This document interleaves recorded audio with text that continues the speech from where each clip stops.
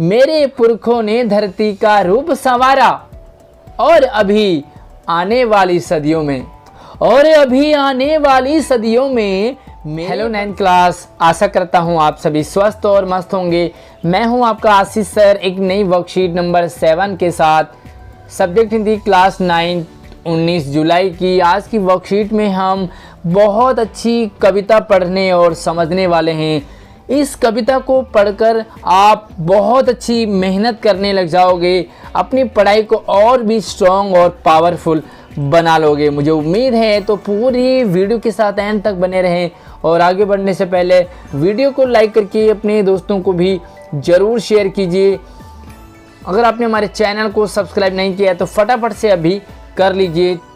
तो चलिए सबसे पहले से पढ़ते हैं, गाते हैं, गुनगुनाते हैं और उसके बाद से समझेंगे, इसके क्वेश्चन आंसर भी सॉल्व करेंगे। तो मेरे साथ आप भी ट्राई कीजिए कि मैं मजदूर मुझे देवों की बस्ती से क्या, मैं मजदूर मुझे देवों की बस्ती से क्या, अगणित बार धरा पर मैंने स्वर्ग बनाए। अंबर पर जितने तारे उतने वर्षों से मेरे पुरखों ने धरती का रूप संवारा और अभी आने वाली सदियों में मेरे वंशज धरती का उद्धार करेंगे। इस प्यासी धरती के हित में ही लाया था, इस प्यासी धरती के हित में ही लाया था, हिमगिरी चीर सुखद गंगा की निर्मल धारा। मैंने रेगिस्तानों की रेती धो धो कर बंध्या धरती पर भी स्वर्णिम पुष्प खिलाए, बंध्या धरती पर भी स्वर्णिम पुष्प खिलाए। तो प्यारे बच्चों, आनंद आया होगा आपको इस कविता को पढ़ने के बाद। आप इस कविता को आप भी पढ़िए और अपने क्लास ग्रुप में ऑडियो अपनी शेयर कीजिए। मुझे भी आपने शेयर करना है क्लास ग्रुप में, ताकि आप कविता पढ़ना समझ जाओगे और आपके टीचर आपकी तारीफ बहुत करेंगे। तो चलिए समझते हैं।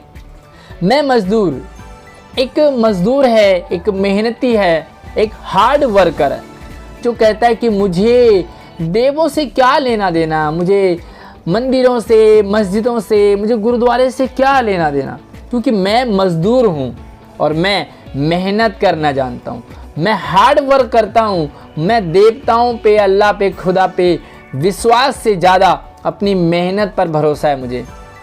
अगणित बार धरा पर मैंने स्वर्ग बनाया, यानी कि अगणित, अनेकों, अगणित मतलब जिनकी गिनती नहीं है, मैंने धरा पर, धरा यानी कि धरती पर स्वर्ग बनाए। मैं इतनी मेहनत करता हूँ कि मैंने ना जाने कितने बार स्वर्ग बनाए हैं। इस धरा पर, इस धरती पर मैं मंदिर बनाता हूँ क्योंकि मैं मजदूर हूँ। अंबर पर जितने तारे उतने वर्षों से, अंबर मतलब आसमान, आसमान में जितने तारे हैं यानी कि अनगिनत तारे, उतने वर्षों से मेरे पुरखों ने धरती का रूप संवारा है। यानी कि मेरे जो पूर्वज हैं, मेरे पापा, दादा, मेरे परदादा, उन्होंने धरती का रूप संवारा है। हम मेहनत करते हैं, मजदूर हैं, तो हमने धरती का रूप बदल दिया। आप देखते होंगे दिन प्रतिदिन, रात दिन रात काया पलट हो जाती है, सड़कें बन जाती है, फ्लाईओवर बन जाते हैं, स्कूल बन जाते हैं, कॉलेज बन जाते हैं। तो हमने मेहनत की है, हमने बनाए स्कूल, हमने बनाए मंदिर। और अभी आने वाली सदियों में, और अभी भी मेरे पापा, दादा और मेरे परदादा ने कई बार धरती का रूप संवारा है। और आने वाली सदियों में, आने वाले समय में भी मेरे वंशज यानी कि मेरी संतान धरती का उद्धार करेंगे। इस धरती को और स्वर्ग बनाएंगे, इसका और काया पलट करेंगे, और नए नए फ्लाईओवर बनेंगे, और नए नए स्कूल बनेंगे, कॉलेजेस बनेंगे, और नए नए मंदिर बनेंगे, और हम किस्मत बनाएंगे। इस प्यासी धरती के हित में ही लाया था। ये धरती प्यासी थी, धरती पर पानी नहीं था। मैं ही हिमगिरी यानी कि पहाड़ को चीर करके सुखद गंगा की निर्मल धारा, मैं ही धरती से, स्वर्ग से धरती पर गंगा को लेके आया। मैं जहाँ मुश्किल भी हो वहाँ भी मैं पानी पहुँचाता हूँ अपनी मेहनत से। मैंने रेगिस्तानी की रेती धोकर, कभी कहते हैं कि मजदूर कहता है कि मैंने रेगिस्तान राजस्थान की रेती को धो दिया और बंध्या धरती यानी कि बंजर, जो धरती बंजर है जहाँ पर कुछ भी नहीं उग सकता, उस धरती पर भी मैंने फूल खिलाए, मैं खेती करी, आबादी करी और वहाँ पर सुंदर सुंदर फूल मैंने खिलाए हैं। तो ये कविता बहुत ही कमाल की है। तो चलिए यहाँ पर देखते हैं आप भी अपनी कितनी मेहनत और बढ़ाने वाले हैं। इस कविता को पढ़ने के बाद आप अपनी पढ़ाई को और अच्छे तरीके से करने वाले हैं। मुझे कमेंट करके बताएंगे कि आप अब अपनी पढ़ाई में क्या चेंजेस लाना चाहते हैं। तो चलिए पहला सवाल है आपके लिए, निम्नलिखित शब्दों के अर्थ लिखिए। अगणित, तो अगणित क्या लिखोगे आप? अनगिनत, असंख्य, बहुत सारे। धरा का मतलब होता है पृथ्वी, धरा मतलब पृथ्वी। अंबर मतलब होता है आसमान। वंशज होता है संतान यानी कि आने वाली पीढ़ी, वंशज। हिमगिरी यानी कि पहाड़, पर्वत। और बंध्या कहते हैं बंजर, जहां पर की खेती में कुछ भी नहीं होता उसे कहते हैं बंजर। तो दोबारा से देखो, अगणित का अनगिनत, धरा का पृथ्वी, अंबर का आसमान, वंशज का संतान, हिमगिरी मतलब पहाड़ और बंध्या मतलब मजदूर। तो चलिए आपने इनके आंसर लिख लिए होंगे। अगला सवाल है, मजदूर द्वारा धरती पर स्वर्ग बनाने से क्या तात्पर्य है? इसका आंसर लिखोगे कि मजदूर द्वारा धरती पर स्वर्ग बनाने का तात्पर्य है कि वो मजदूर मेहनत करता है, दिन रात एक कर देता है और अपनी मेहनत के बल पर वो धरती पर अनेकों स्वर्ग बना लेता है। यानी कि वो भगवान को अपनी मेहनत में काउंट करता है और भगवान से ज़्यादा भरोसा वो अपनी मेहनत पे करता है। अगला सवाल, अंबर पर जितने तारे उतने वर्षों से पंक्ति का क्या कहना चाहता है कवि? इसका उत्तर लिखोगे कि अंबर पर जितने तारे उतने वर्षों से पंक्ति का आशय है कि यहाँ पर मजदूर कहता है कि जितने तारे हैं यानी कि अनगिनत तारे हैं, उतने ही ना जाने कितने वर्षों से हमारे पूर्वज इस धरती का उद्धार करते आए हैं, मेहनत करते आए हैं, स्कूल कॉलेजेस बनाते हुए आए हैं, न जाने कितने मंदिर बना दिए हैं।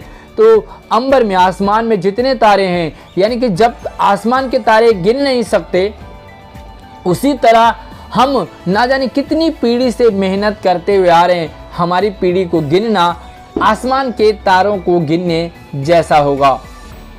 उपयुक्त कविता किन लोगों के मेहनत की बात करती है? उपयुक्त जो कविता है वो उन लोगों की मेहनत की बात करता है जो लोग लगातार मेहनत करते हैं, जो लोग सड़कें बनाते हैं, जो लोग फ्लाईओवर बनाते हैं, जो लोग मंदिर बनाते हैं, स्कूल बनाते हैं। यानी कि दिन रात जो मजदूर वर्ग है, ये कविता उन लोगों की मेहनत की बात करता है। और अगर आज से आप भी ऐसे ही मेहनत करने लग जाओगे तो ये कविता आपके लिए भी बिल्कुल सटीक बैठती है। अगला सवाल है, उपयुक्त कविता के लिए शीर्षक क्या लिखोगे? मजदूर की मेहनत, एक शीर्षक हो सकता है मजदूर की मेहनत, दूसरा होता है मेहनत करते रहो, दूसरा हो सकता है।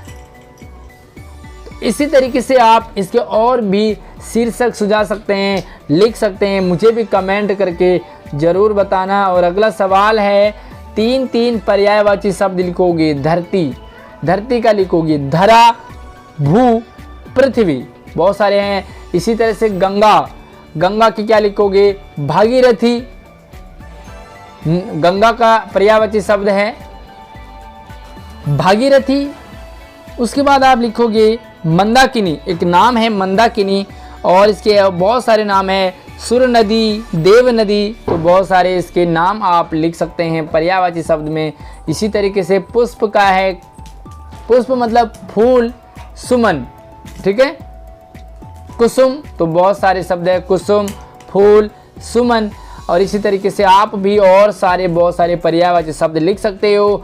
आज की वर्कशीट मैंने आपको लिखवाई नहीं है बल्कि समझाई है। आशा करता हूँ आपको लिखने से ज़्यादा मज़ा समझने में आया होगा। वीडियो को लाइक कीजिए, शेयर कीजिए, और अगर आपको आंसर लिखने हैं, लिखवा के देने हैं तो ज़रूर आप कमेंट में भी अपना सुझाव लिखिए। वीडियो को लाइक कीजिए, शेयर कीजिए, और नई वर्कशीट के लिए हमारे चैनल को सब्सक्राइब करके बेल आइकन ज़रूर प्रेस कीजिए। धन्यवाद।